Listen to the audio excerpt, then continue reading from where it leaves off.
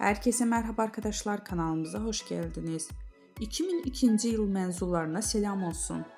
Ünlü oyuncu Qübsə Özay çocukluk fotoğrafları ile takipçilerini yıllar öncesini görüntüledi.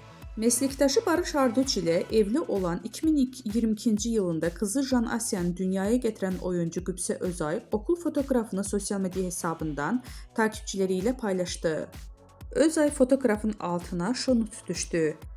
Hey gibi küçük Qübsə 2002 mezunları grubunu açıp biz 4 gündür ortaokul ve lise fotoğraflarıyla nostaljiye boğan dostlara selam olsun.